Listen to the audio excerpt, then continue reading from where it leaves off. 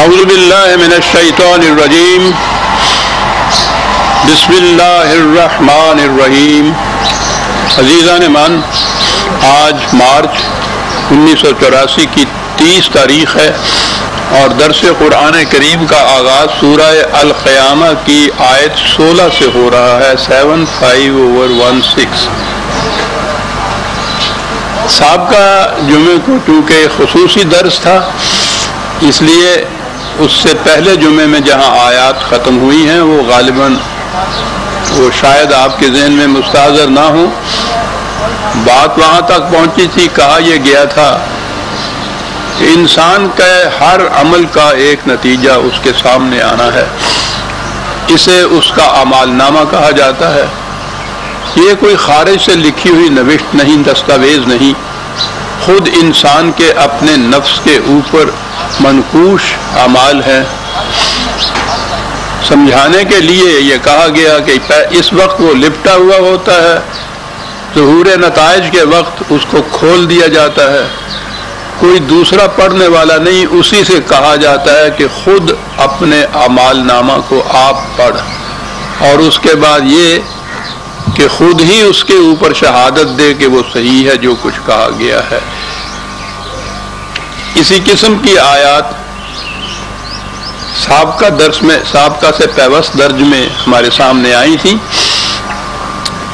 اس کے بعد 4 آیتیں ایسی ہیں کہ جو میں آپ سے کہا کرتا ہوں نا کہ بعض مقامات ایسے ہیں جہاں تدبر کا خاص موقع ہوتا ہے۔ 4 آیتیں ہیں،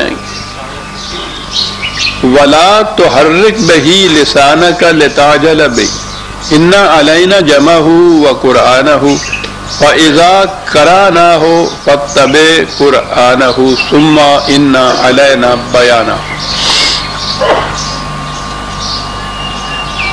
اب ان آیات کے متعلق جو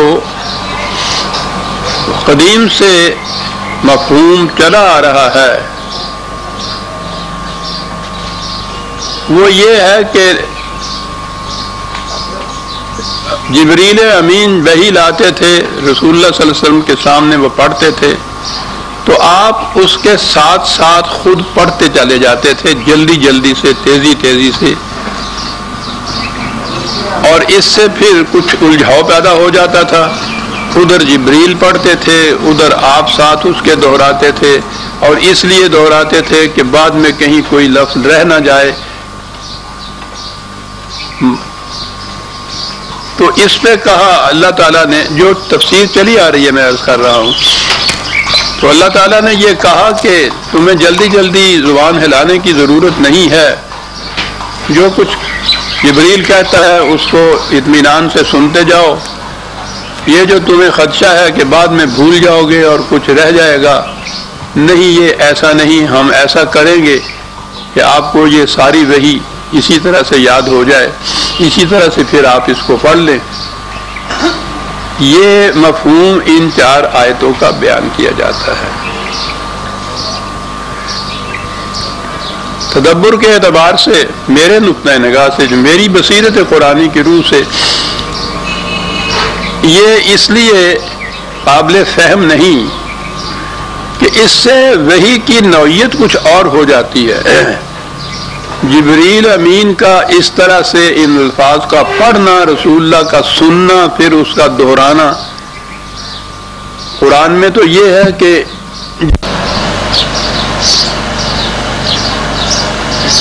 ٹھیک ہے، اس روشنی کی ضرورت تو نہیں ہے، ٹھیک ہے، پھر قرآن کریم میں ہے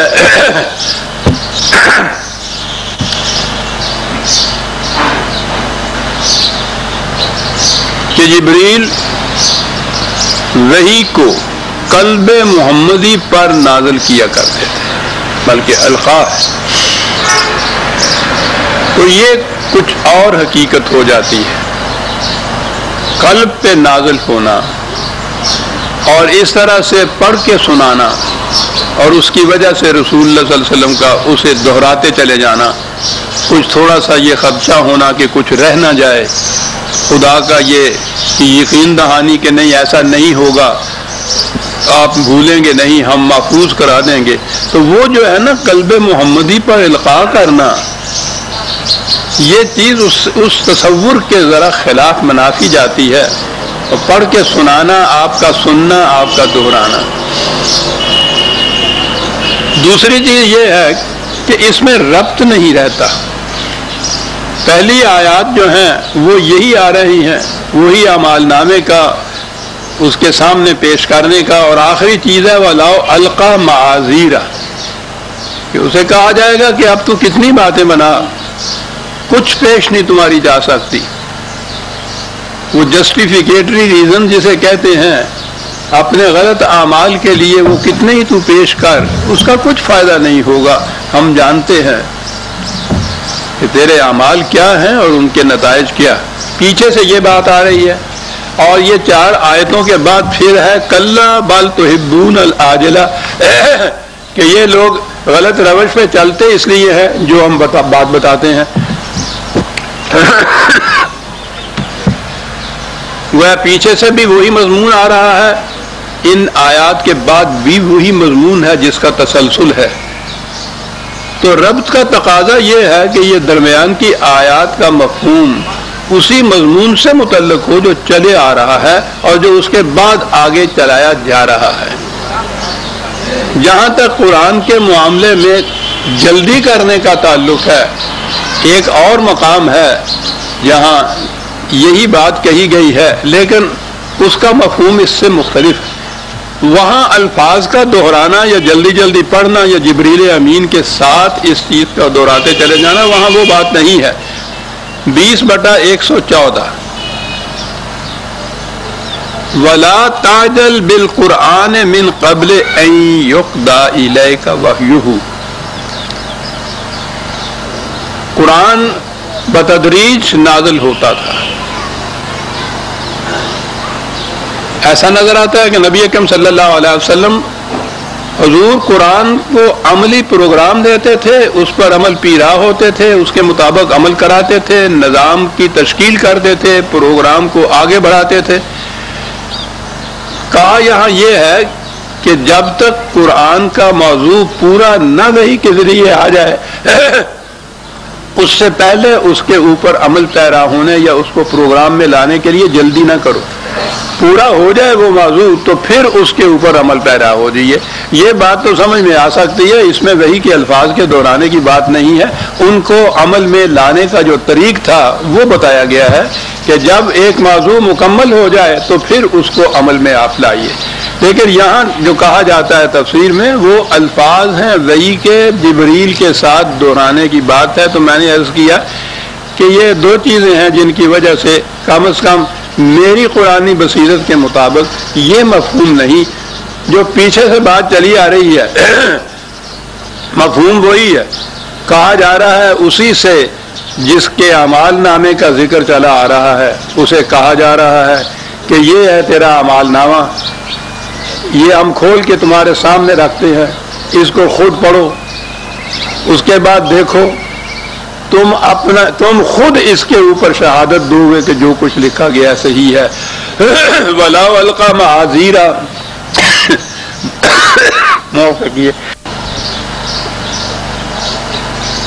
باتیں بنانے سے کچھ حاصل نہیں ہے، وہ ایک متعین چیز ہے جو تمہارے سامنے آئی ہے. لا تو یہاں میں نے عرض کیا کہ اب یہ آیتیں جو ہیں اس تسلسل اور اس ربط کے ماتحت دیکھیں تو ان کا کچھ مفہوم یوں بنے گا. یہ اسی سے کہا جا رہا ہے وَلَا تُحَرِّكْ بِهِ لِسَانَكَ لِتَعْجَلَ بِهِ. اس میں جیسے ہمارے ہاں محاورے میں کہتے ہیں نا کہ کینچی کی طرح باتیں چلانے، زبان چلانے سے فائدہ کچھ نہیں ہے. پہلے یہ ہے کہ یہ باتیں بنانے سے کچھ فائدہ نہیں ہے، اس کا کچھ اثر نہیں ہوگا. اس زبان درازی کے کچھ مفہوم نہیں ہے، کچھ معنی نہیں ہے، کچھ اثر نہیں ہے، اس بدل نہیں سکتا وہ. اس لیے کہ یہ جو کچھ تم نے کیا ہے وہ ہمارے ذمہ تھا کہ ہم اس کو اکٹھا کرتے اور اس کو محفوظ رکھتے. ہم نے محفوظ رکھا ہے اور اب تو تم نے اس کے پیچھے پیچھے چلنا ہے، یعنی جس طرف وہ لے جائے گا تمہارا اعمال نامہ تمہیں اس طرف جانا ہے. وہ اگر ایسا ہے کہ وہ جہنمی بنانے کا ہے تو وہ تمہیں جہنم کے راستے کی طرف لے جائے گا، تم اس کی طرف، اس کے پیچھے پیچھے جہنم کی طرف جاؤ گے. وہ جنت کی طرف لے جانے والا ہوگا تو تم اس کے پیچھے پیچھے جنت میں چلے جاؤ گے. اس کی نمود، اس کا ظہور یہ ہمارے ذمے ہے، اور یہ اس کی نمود کا زمانہ ہے تمہارے اعمال کے. میں سمجھتا ہوں کہ یہ مفہوم ان آیات کا اس ربط کے مطابق ہے جو پیچھے سے چلا آ رہا ہے اور جو آگے ہے کلا بل تحبون العاجلہ.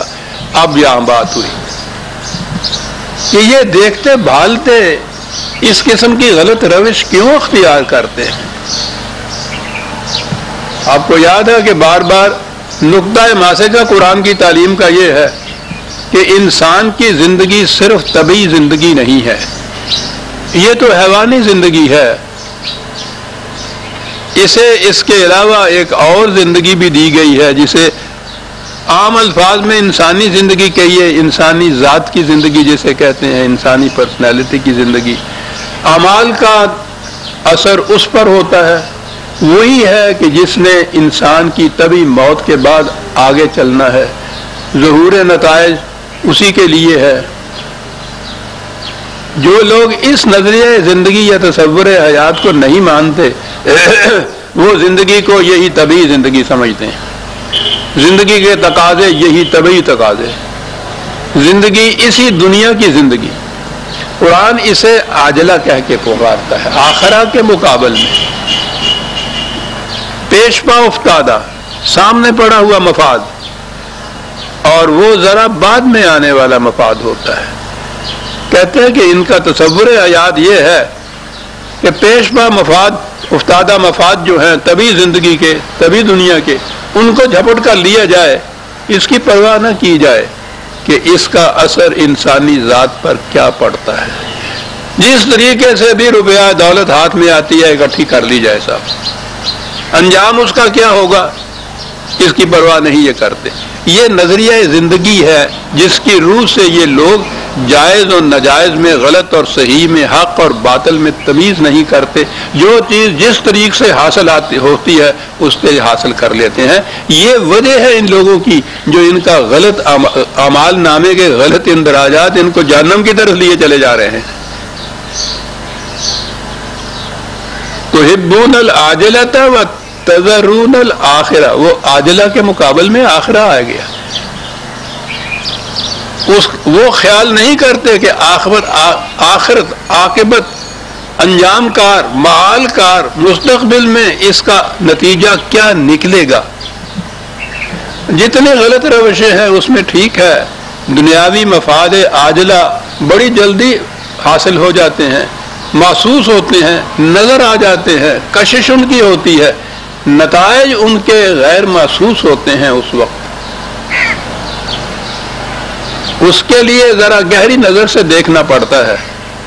یہ ہے آخرہ جسے قرآن کہتا ہے، وہ ہے جسے عاجلہ قرآن کہتا ہے.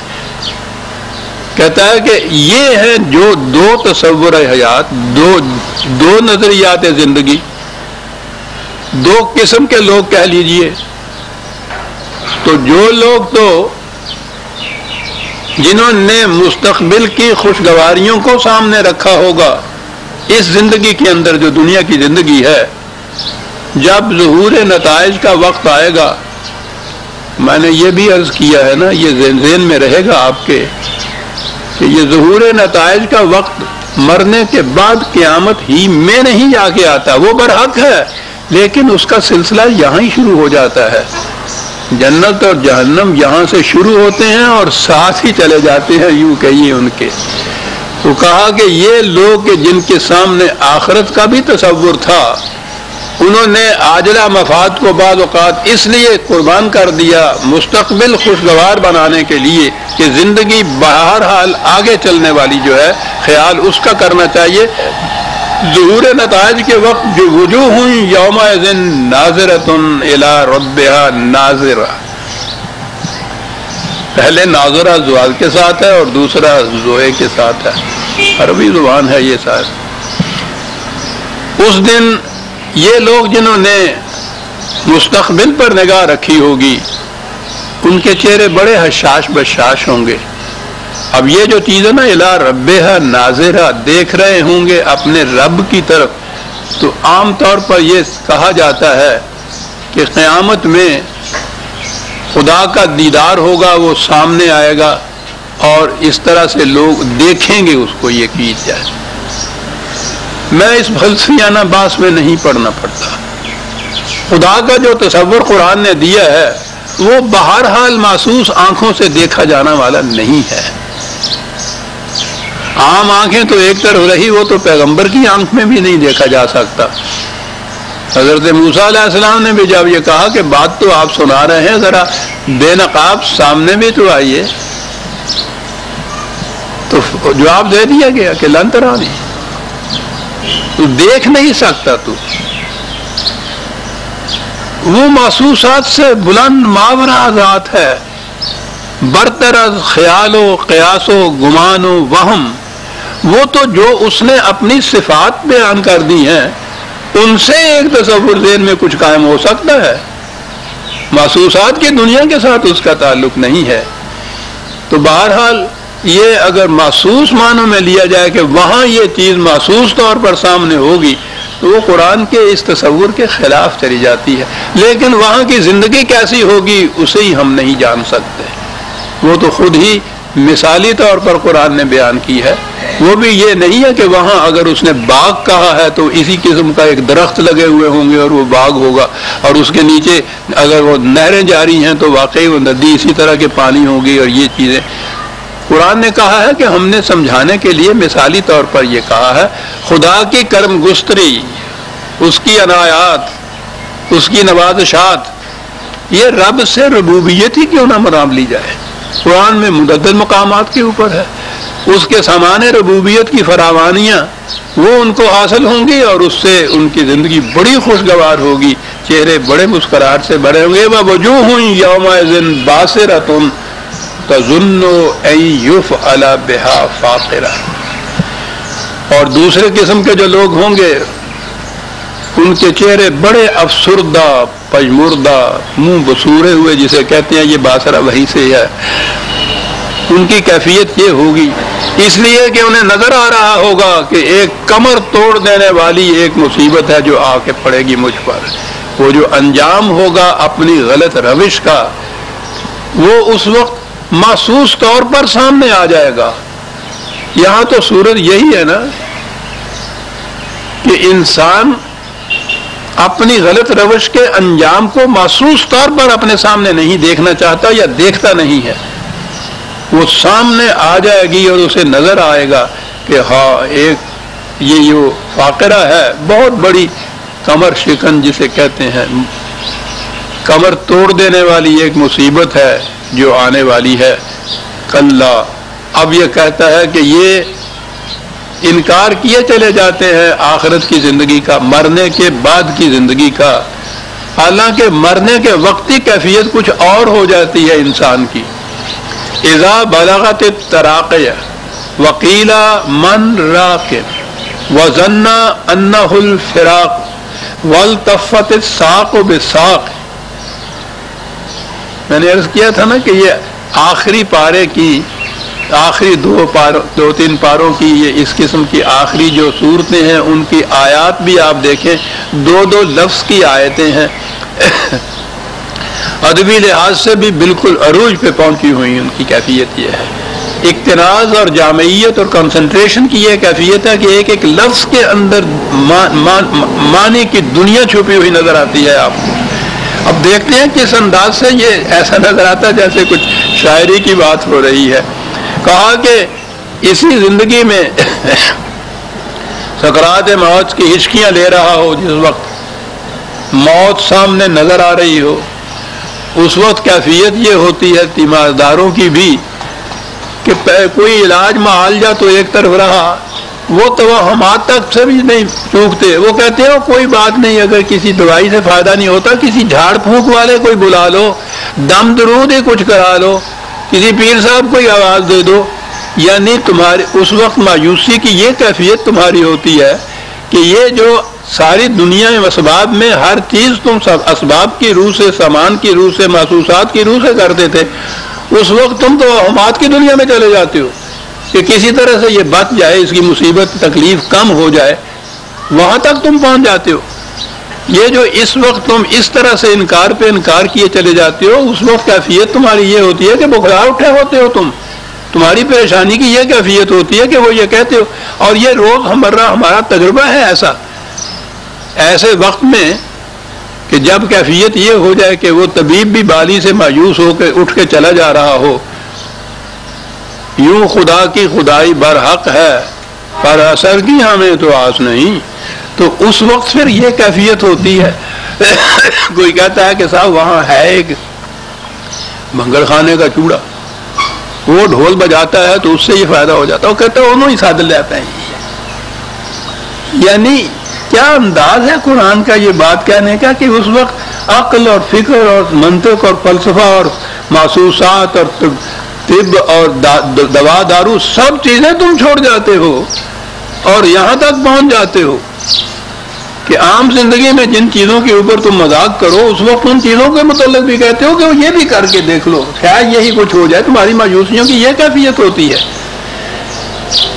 اور شدت پہ تکلیف پر تکلیف جمع ہوتی چلی جاتی ہے. یہ ساق کا لفظ عربی زبان میں یہ معنی تو اس کے پنڈلی کے ہوتے ہیں، لیکن محاورہ ہے عربی زبان میں کہ جب کوئی چیز شدت کی تکلیف آئے تو اس کے لیے کہتے ہیں پنڈلی کھل جانا.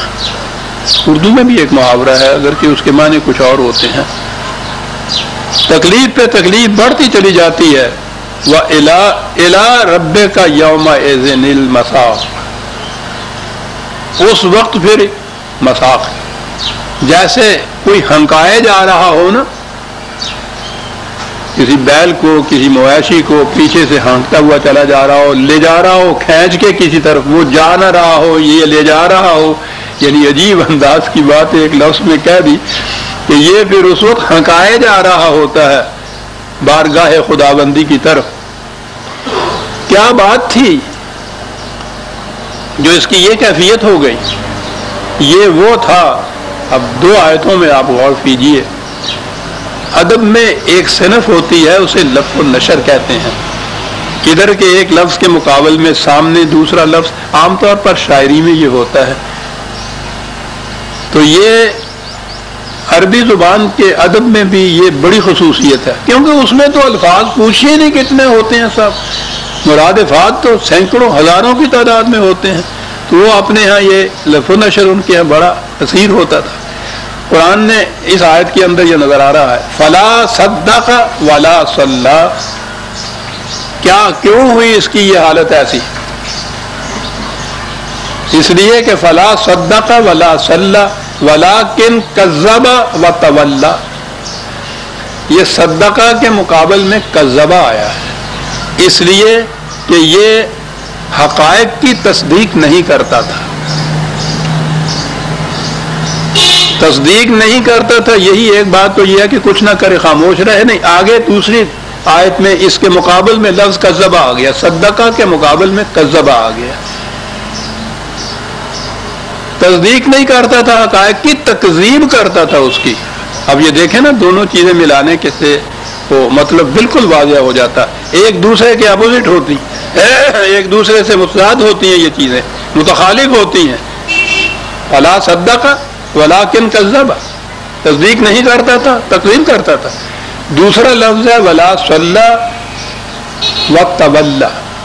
اب صلی کے آگے تولی ہے. تولی کا تو مفہوم متعین ہر جگہ، منہ موڑ کے چل دینا، گریز کی راہیں نکال دینا، پیٹ پھیر کے چل دینا. اب اس کے مقابلے میں ہے صلی. اب اس کے لیے ہمارے ہاں عام ترجمہ جو کیا جاتا ہے وہ ہے کہ نماز نہیں پڑھتا تھا.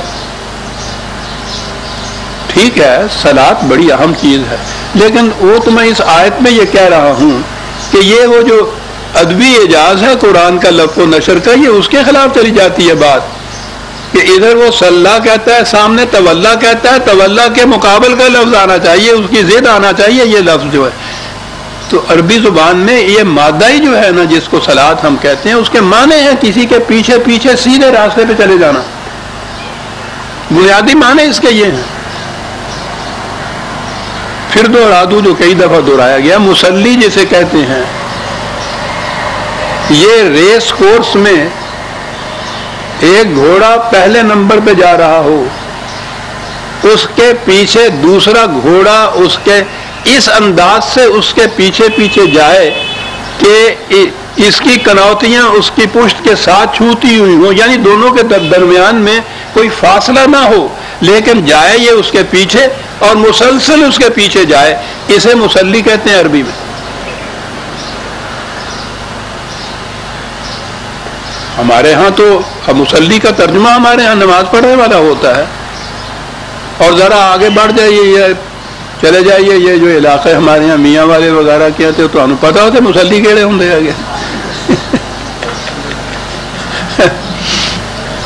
عام چوڑے نہیں، جڑے مسلمان ہو جان نا چوڑے وہ مسلی ہو جاتے نہیں، مانے وہ چوڑے ہوں۔ میں یہ کہہ رہا تھا کہ اس لفظ کے بنیاد میں چلے جائیے نا، جب قرآن کا مفہوم سمجھنے کا طریقہ عزیزان من بار بار دہرا دوں وہ یہ ہے کہ اس کے الفاظ کے مادے کے بنیادی معنوں کی طرف جائیے، پھر یہ دیکھیے کہ عرب ان معانی کو ان الفاظ کو کن کن معانی میں استعمال کرتے تھے، پھر دیکھیے کہ قرآن میں ان میں سے کون سا لفظ اس آیت کے اندر صحیح بیٹھتا ہے۔ یہ آپ کریں گے سارا قرآن سمجھ میں آ جائے گا، کوئی دشواری نہیں ہوگی، کہیں تضاد نہیں ہوگا، کہیں تخالف نہیں ہوگا، کہیں ابہام نہیں ہوگا۔ اور یہ کچھ آپ نہیں کریں گے تو ایک ایک آیت میں آپ کو ابہام نظر آئے گا۔ اب یہاں ہی وہ جو اتنی بڑی صنعت ہے ادب کی، صدقہ کے مقابلے میں تو کذبہ صحیح معنی میں کرتے ہیں، لیکن تولا کے مقابلے میں صلہ جو ہے کہ یہ تصدیق نہیں کرتا تھا حقائق خداوندی کی، ان کی تکذیب کرتا تھا۔ آگے بات اگر ادھر رہے کہ یہ منہ موڑ کے چل دیتا تھا، گریز کی راہیں نکالتا تھا، تو پیچھے کوئی لفظ آنا چاہیے نا، اور پیچھے ہے صلہ کہ یہ سیدھے سیدھے اس راستے صراط مستقیم پہ نہیں چلتا تھا، گریز کی راہیں نکال کے ادھر ادھر مڑ جاتا تھا۔ تو بات سمجھ میں آ گئی، یہ کرتا تھا۔ یہ کون ہے یہ جو لوگ کرنے والے؟ آپ کو پتا ہے کہ تکذیب میں اور تکفیر میں فرق کیا ہے؟ کفر تو یہ ہے کہ آؤٹ رائٹ کسی چیز سے انکار کر دینا، میں مانتا ہی نہیں ہوں، اور تکذیب یہ ہے کہ زبان سے کہتے رہنا کہ مانتا ہوں، کہتے چلے جانا کہ لا الہ الا اللہ، کوئی صاحب اقتدار نہیں کائنات میں دنیا میں سوائے خدا کے، کہتے چلے جانا، اور ہر دوسرے شخص کو خدا بناتے چلے جانا، زبان سے یہ کہتے چلے جانا، عملاً یہ کرتے چلے جانا، اسے تکذیب کہتے ہیں۔ تصدیق یہ ہے کہ جو کچھ کہا جائے اس کے مطابق زندگی بنے۔ اتنا ہی نہیں کہ لا الہ الا اللہ ہم یوں کہتے ہیں، اشہد ان لا الہ الا اللہ، مینار پہ کھڑے ہو کے لاؤڈ سپیکروں کے ساتھ دنیا کو کہتے ہیں ہم، میں شہادت دیتا ہوں اس بات کی، میں گواہ ہوں اس معاملے کا، اس بات کی شہادت دے رہا ہے یہ شخص کہ کوئی صاحب اقتدار نہیں ہے۔ اللہ اکبر، کتنی بڑی گواہی ہے، لیکن یہ سچ بول رہا ہے، اپنے اس اعلان کی تکذیب نہیں کر رہا، کھڑے کھڑے نیچے اتر کر پوری زندگی میں ہم میں سے ہر ایک اس کی تکذیب نہیں کر رہا، انکار نہیں کرتا، کہتا چلا جا رہا ہے۔ ہندو انکار کرتا ہے، وہ نہیں یہ بات کہتا، سیکولر والا انکار کرتا ہے، وہ نہیں یہ بات کہتا، یہ ہم ہیں کہ یہ الفاظ دہرائے چلے جا رہے ہیں اور عملاً انکار کیے چلے جا رہے ہیں، اس کو تکذیب کہتے ہیں۔ صدقہ کے مقابلے میں کذبہ، تو بات کیا ہو گئی؟ اگلی بات یہ ہو گئی کہ اس راستے کے اوپر تو یہ ہے، لیکن سیدھا اس پہ نہیں چلتا چلا جاتا، گریز کی راہیں نکالتا چلا جاتا ہے۔ سارا روپیہ جتنی دولت جی چاہے جمع کر لو، قرآن کی آیات کے یکسر خلاف، وہ جہنم کے یہ وہ کہتا ہے کہ جہنم کی آگ میں تپائے جائیں گے یہ سکے تمہارے ہاں، یہ سارا کچھ جو ہے کرتا چلا جاتا ہے، اس میں سے اتنے سے پیسے خراب کر دیجئے تو باقی مال پاک۔ یہ گریز کی راہیں ہیں، گریز کی راہیں نکالتا ہے، کہتا ہے یہ کیفیت تھی، یہ کرتا ہے۔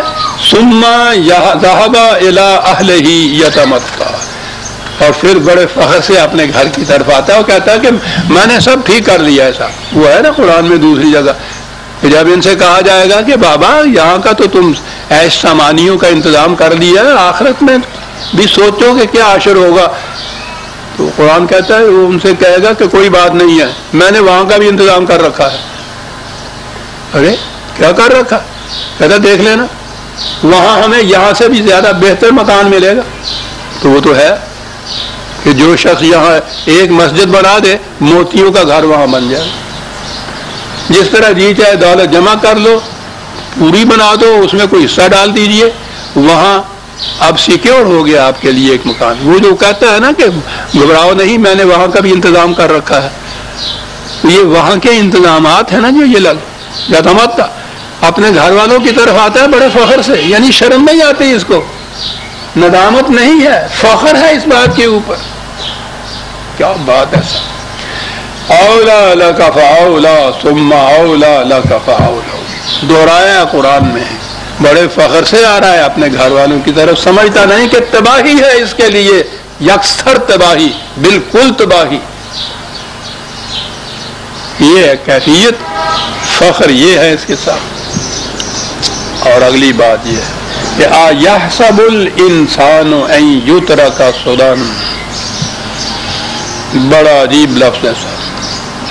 کیا انسان یہ سمجھ رکھا ہے اس نے کہ مجھے چھوڑ دیا جائے گا؟ اب سدن کا لفظ عام معنی بنیادی تو اس کے لیے یہ ہوتے ہیں, شتر بے بہار جسے کہتے ہیں نا, جس سے کوئی مواخذہ نہ کیا جا سکے, جس پہ کوئی گرفتی نہ کی جا سکے, جس کو یوں ہی آوارہ چھوڑ دیا جا سکے. قرآن کی روح سے کائنات کی بھی, کائنات کا بھی اور انسانی زندگی کا بالخصوص ایک مقصد ہے. یہ انسان کو کائنات کا کیا مقصد ہے وہ تو ہم نہیں جانتے. انسانی زندگی بالمقصد پیدا کی.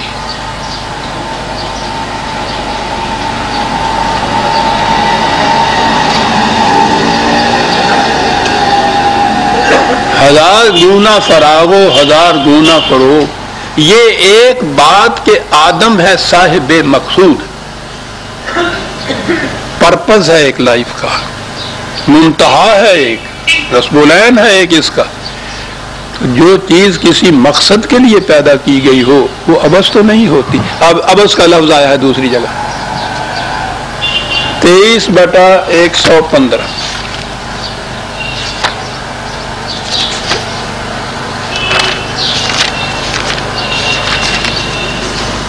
افحسبتم انما خلقناکم عبثا,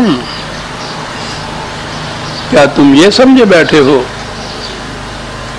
کہ تمہاری زندگی کا کوئی مقصد ہی نہیں, بلا مقصد پیدا کیے گئے ہو, کوئی نصب العین نہیں ہے, کوئی منزل نہیں ہے, کوئی منتہا نہیں ہے, آوارگی ہے, جنہیں جی چاہے منہ اٹھا کے چل دو, کوئی ایسی قوت نہیں ہے کہ تمہیں اس منزل کی طرف لے جائے گھیر کر, بلا مقصد پیدا کیا. عبث کا لفظ جو ہے, اور وہ مقصد آخر میں یہ ہے کہ تم سمجھ رہے ہو کہ کوئی پوچھنے والا نہیں, کوئی مواخذہ کرنے والا نہیں. وَأَنَّكُمْ إِلَيْنَا لَا تُرْجَعُونَ, تم سمجھے بیٹھے ہو کہ خدا کے ہاں کوئی مواخذہ نہیں ہے, جو جی میں آئے ہم کرتے چلے جائے. راوی عائش لکھتا ہے, کہتا ہے یہ سمجھے ہو تم. پہلی چیز تو اس میں یہ کہا, جو یہ سمجھتا ہے کہ مواخذہ ہوگا وہ تو پھر اس طرح سے لاپرواہی نہیں برتے گا. یقین نہیں ہے تمہیں, صدقہ زبان سے کہتے ہو, عملاً اس پہ اس کی تصدیق نہیں کرتے ہو. اور اگلا لفظ جو عرب اس کو استعمال کرتے تھے سودن کو, وہ تو عظیم فلسفہ اپنے اندر رکھتا ہے. عبث, بلا مقصد, کیا چیز عجیب چیز ہے جو میں کہا کرتا ہوں کہ یہ عرب ان پڑھ قوم, یعنی مکے جیسا ان کا ام القریٰ کیپٹل سٹی, مرکز تھا یہ تمام تجار کا, قافلوں کا, آنے جانے والوں کا, کعبے کی وجہ سے بھی یہ سب کچھ. اور مکے جیسے شہر میں 17 آدمی تھے وہ جو نوشت و خوان صرف جانتے تھے. تعلیم تو بہت بڑی چیز ہوتی ہے, یہ لکھنا پڑھنا. اس دور میں عہد جاہلیہ کہا جاتا تو اس کو, واقعی بڑا تاریخ تھا یہ پورے کا پورا یہ ملک، اس میں یہ قوم، زبان ان قوم کی اس زمانے کی یہ بنی ہوئی ہے، سمجھ میں ہی نہیں آتا کہ یہ اتنے بڑے بلند معانی انہوں نے کہاں سے سیکھے، کہاں سے آئے ان کے ذہن کے اندر۔ عبث اور بیکار کام جو ہے سودن تو یہ بات ہے۔ اور میں نے عرض کیا ہے کہ ان کے ہاں کے یہ جو الفاظ ہیں، ان کا جو مادہ ہے، اس مادے کو یہ عرب جس طرح استعمال کرتے تھے، وہ چیزیں آپ کے سامنے آ جائیں تو قرآن کے معنی نکھر ابھر کر سامنے آ جاتے ہیں۔ سودن کو استعمال کیسے کرتے؟ بات تو یہ ہے نا کہ ایسا کام جو نتیجہ خیز نہ ہو، کوئی نتیجہ پیدا نہ کرے، لگا رہے اس میں آدمی۔ ذرا ان شرائط کو سامنے رکھیے، تگ و دو، بھاگ دوڑ، سعی و کاوش، یہ سب ہو، نتیجہ کوئی نہ ہو۔ اس کو کیسے سمجھاتے تھے؟ ہم نے تو یہاں اب شہر والے بہت کم دیکھا ہوگا، جلاحہ ایک تانی تنتا ہے، اس کے ہاں ایک تانا ہوتا ہے، وہ جو سیدھے آگے جاتے ہیں تانا ہوتا ہے، اور ایک بانا ہوتا ہے جو اس طرح سے تاگے جاتے ہیں۔ یہ تانا اور بانا اکٹھے ہوں تو پھر یہ ثوب بنتا ہے، کپڑا، پھر ثواب ہوتا ہے۔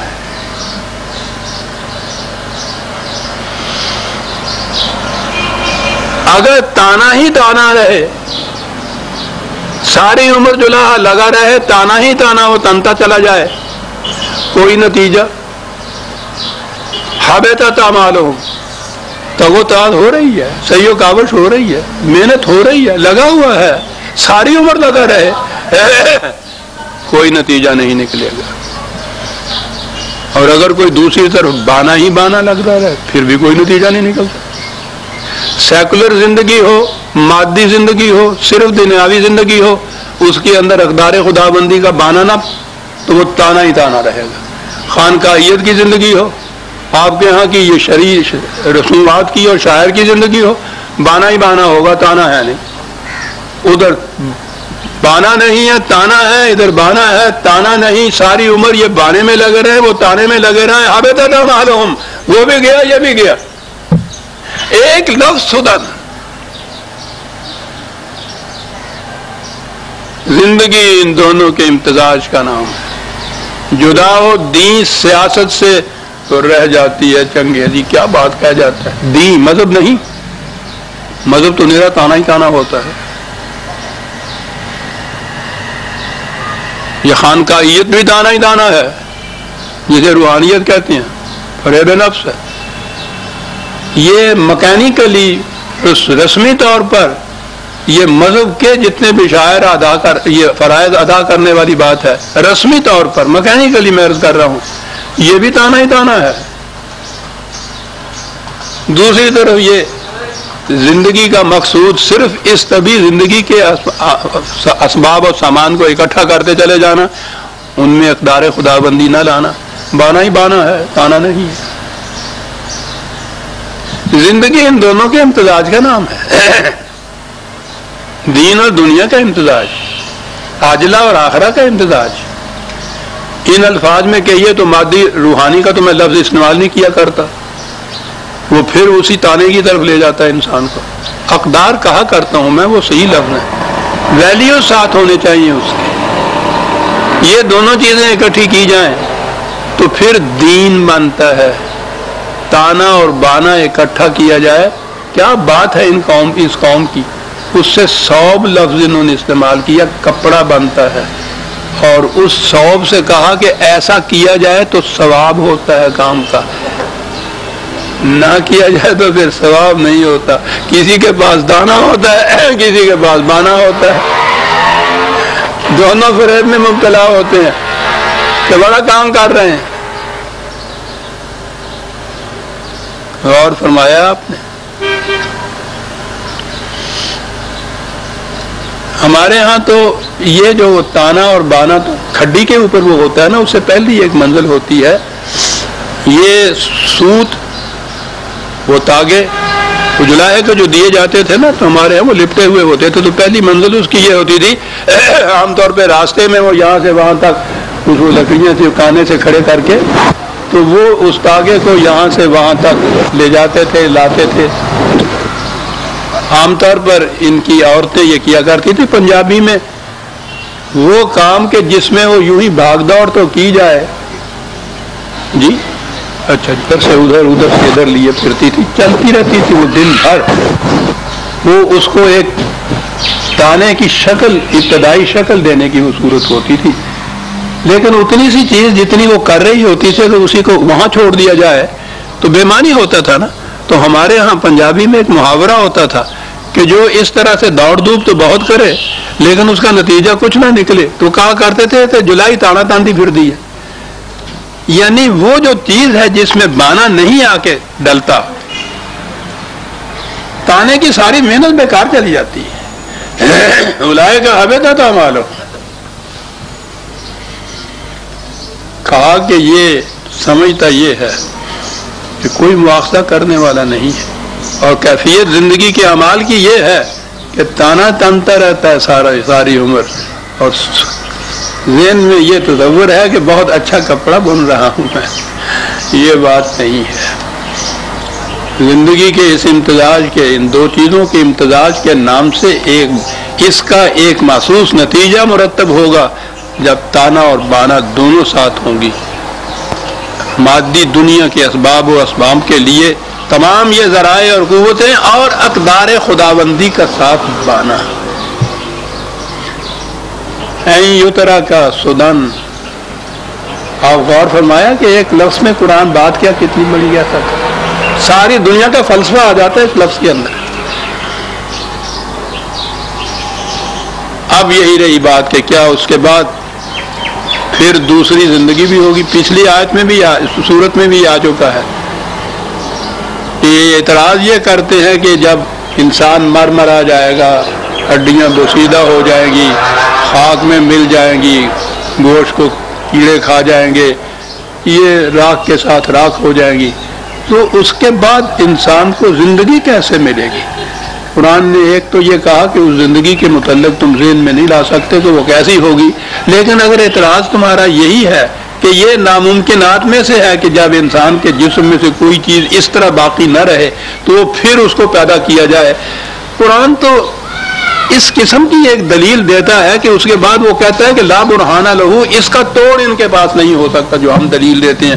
کہا کہ یہ تو پھر بھی کسی نہ کسی شکل میں تو اس کا کچھ یہ ہے ہی نہ، وہ مٹی میں ملا ہوا صحیح، وہ کیڑوں نہیں کھایا ہوا صحیح، تو ہے نا کوئی وجود۔ یہ ساری کائنات جو پیدا ہوئی ہے عدم سے وجود میں آئی ہے، جہاں کوئی چیز بھی نہیں تھی، یہ ساری کائنات ہے نا تمہارے سامنے، اور تم کھڑے ہو کر، تمہارا سب سے بڑا سائنسدان بھی یہ کہتا ہے کہ اس سے آگے ہم کچھ نہیں کہہ سکتے کہ یہ نتھنگنیس سے یہ بینگ کیسے ہو گئی، عدم سے وجود، کچھ نہ ہو جب، یعنی بات بڑی صحیح ہے نا۔ یہ عالم اسباب، یہ فزیکل کائنات، نیچر جو ہے، اس میں مختلف چیزیں موجود ہیں، وہ ایلیمنٹس کی شکل میں ہی صحیح وہ موجود ہیں۔ کوئی سائنسدان نہیں کہہ سکتا کہ یہ کس طرح سے وجود میں آئی۔ آگے جو کچھ ہو رہا ہے وہ تخلیق ہے، خلق کے معنی ہوتا ہے مختلف چیزوں کو خاص تناسب کے ساتھ اکٹھا کر کے ایک نئی چیز بنا دینا۔ یہ نئی چیز عدم سے وجود میں لانے کی نہیں ہے، جو چیزیں موجود ہیں انہی میں مختلف تناسب سے، مختلف توازن سے کچھ اختلاط پیدا کر کے ان میں سے ایک نئی چیز بنا دینا، یہ سارا کچھ یہی ہے۔ یہ جتنا کچھ یہ سائنسدان ہمارے ہاں کرتے ہیں، جو کہ صنعت و حرفت ہوتی ہے، موجود چیزوں کو ترتیب نو دے کر ایک نئی چیز بنا دینا ہے۔ قرآن کہتا ہے یہ کچھ تو تمہاری سمجھ میں آیا، ہم پوچھتے یہ ہیں کہ یہ چیزیں جن کی ترتیب سے تم تخلیق نو کر، یہ کہاں سے آ گئیں؟ کوئی ایلیمنٹ ایسا اس سے پہلے نہیں تھا کہ جن سے یہ وجود میں آئی ہیں۔ تو جو خدا اس طرح سے اتنی عظیم کائنات کو عدم سے وجود میں لا سکتا ہے، کیا وہ ایک انسان کو اثر نو پیدا نہیں کر سکتا؟ اتنی محکم دلیل۔ اگر دلیل کی روح سے سمجھنا چاہتے ہو تو اب اس کے بعد پھر آیات میں کہا یہ اپنی پیدائش پہ غور کیجئے، انسانی بچہ یا جو کچھ یہ انسان اب ہے، کیا یہ ذہن میں تمہارے آ سکتا تھا کہ ایک ابتدائی مادہ تولید، بتاتے ہیں یہ سائنٹسٹ ہمیں یا ڈاکٹرز وغیرہ بتاتے ہیں کہ وہ جو ایک قطرے میں کروڑوں جرثومے ایسے ہوتے ہیں کہ جن میں اتنے بچے بن سکتے ہیں اس کے اندر، یہ جرثومے کیسے پیدا ہو گئے؟ جو ابتدا ہے تخلیق انسانی کی، تو اس کی ابتدا میں تو یہ جو جس سے یہ آگے بات چلنی ہے وہ تو دو جرثومے اکٹھے ہوتے ہیں نا، پھر نر کا مادہ کا، عورت کا مرد کا، یہ جرثومے کہاں سے آئے؟ کہا پھر اگر یہ کہیں سے بھی آئے، کیا کوئی جرثومہ اس کا وہ مائکروسکوپ کے اندر سے نظر آتا ہے؟ وہ ایسا ہوتا نہیں جو آنکھ سے دیکھا جا سکے۔ کہا اس قسم کا، اور وہ ہوتا کیا ہے؟ وہ یہ نہیں ہے کہ وہ چھوٹا سا انسان ہوتا ہے، بونا ہوتا ہے وہاں، بالکل نہیں، سوئی کے ناکے جتنا ایک ذرا سا نقطہ سمجھ لیجئے، بس یہ ہوتا ہے وہ۔ کہا کہ اس کو اکیلے کو دکھا کے کسی سے کہا جائے کہ اس کے اندر تمہارا باپ چھپا بیٹھا تھا، کوئی مان لے گا اس بات کو؟ اور اسی کے اندر تھا وہ۔ ہر بیج کے اندر تناور درخت ہوتا ہے، ہر اس جرثومہ تناسل کے اندر انسان کا بچہ بیٹھا ہوتا ہے، پورا انسان ہوتا ہے۔ کہا وہاں سے تو یہ بات شروع ہوئی، ثم کان علاقۃ، پھر وہ ذرا دوسرا سا کچھ بن گیا چپکنے والا۔ قرآن نے دیگر مقامات میں یہ جو سٹیجز ہیں انسانی بچے کی رحم کے اندر، ان کو بھی گنایا ہے، اور اسی لیے گنایا ہے کہ ذرا دیکھتے چلے جاؤ کہ کوئی تم تصور میں لا سکتے ہو کہ اس سے یہ کچھ بن جائے گا، یہ کچھ وہاں ہوا۔ اب وہ ذرا سی محسوس شکل اختیار اس نے کی ہے نا، تو وہاں لفظ خلاقہ، اب آیا خلاقہ کا لفظ،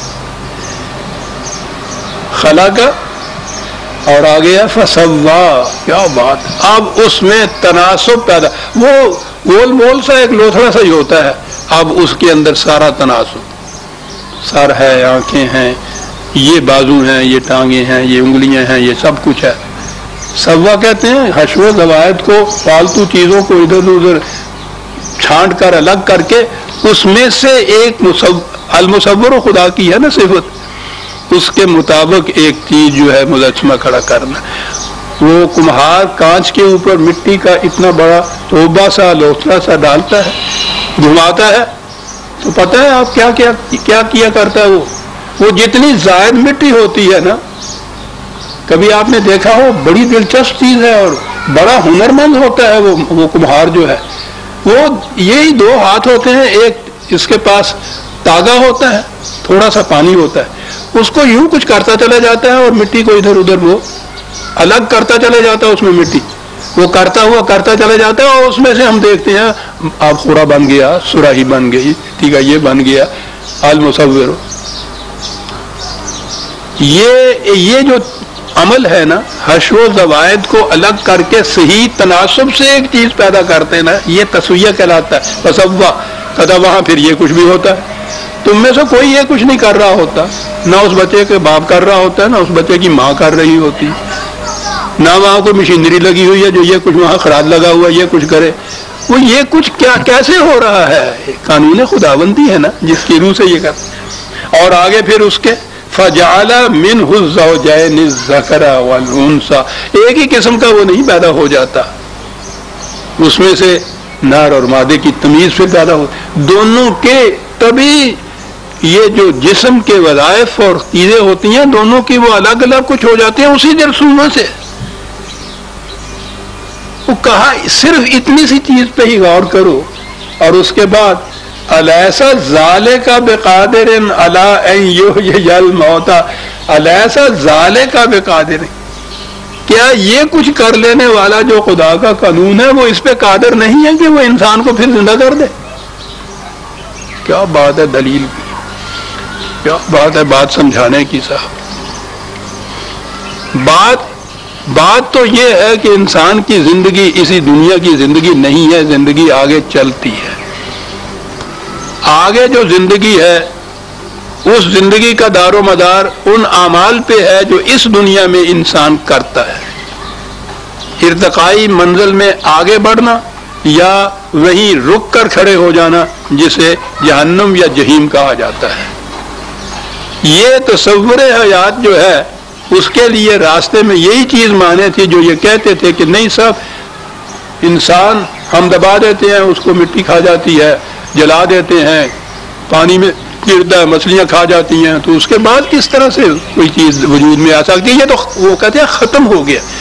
قرآن یہی سمجھاتا ہے کہ تم خود اپنے سائنسدانوں سے پوچھو کہ کیا یہ چیز ختم ہو جاتی؟ سائنسدان تو یہ کہتے ہیں کہ میٹر جو مادہ ہے یہ کبھی ختم ہوتا ہی نہیں ہے. ختم کے معنی کہ وہ عدم نہیں ہوتا ان کا، یہ نہیں کہ وہ ایگزسٹنس اس کی ختم ہو جاتی، شکلیں بدلتا ہے، وہ ختم کبھی نہیں ہوتا. وہ کہتا ہے شکلیں ہی بدلتا ہے نا.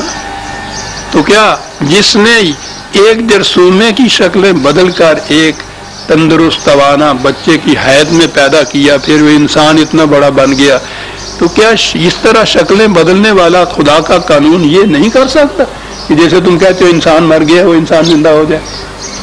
اگرچہ اگلے دوسری دفعہ دوسرے مقامات پہ یہ بھی کہا ہے کہ یہ نہ سمجھو کہ ہم یہی کہہ رہے ہیں کہ اس قسم کا انسان یہی شکل یا کچھ نہیں. ابھی تمہارا شعور یہ نہیں سمجھ سکتا کہ وہ کس قسم کا ہے، لیکن یہ سمجھو کہ اس کے بعد وہ زندگی ہے، انڈیویجول ہے وہ زندگی، انفرادی ہر فرد کی.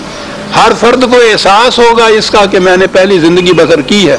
وہ اپنے اعمال نامے کو دیکھ کے جو پہچانے کا یہ کچھ ہے. اور جو میں کہا کرتا ہوں سب سے زیادہ جہنم تو یہ ہوگا جو قرآن کہتا ہے کہ وہاں تم بھی ہوگے، جن لوگوں میں تم نے وہاں زندگی بسر کی ہوگی، کسی کو فریب دیا ہوگا، کسی سے منافقت برتی ہوگی، کسی سے جھوٹ بولا ہوگا، اور بڑے کاریگر معتبر بن کے وہاں سے چلے آ رہے ہوگے. یہاں آؤ گے تو یہ ساری چیزیں بے نقاب ہوں گی اور وہ سارے تمہارے سامنے کھڑے ہوں گے. اف، غور فرمائیے، جن کے سامنے یہاں آدمی کوشش کرتا ہے ایک جگہ جھوٹ بول کے کہ کہیں یہ جھوٹ بے نقاب نہ میرا ہو جائے، بات کھل نہ جائے کسی طرح سے. یہ کیفیت کہ وہاں صورت یہ ہوگی کہ تم ہوگے اور یہ سب ہوں گے، اور یہ سب کچھ جو لکھا ہوا سامنے ان کے آئے گا کہ دل میں اس کے یہ تھا، کیا یہ تمہیں یہ رہا تھا.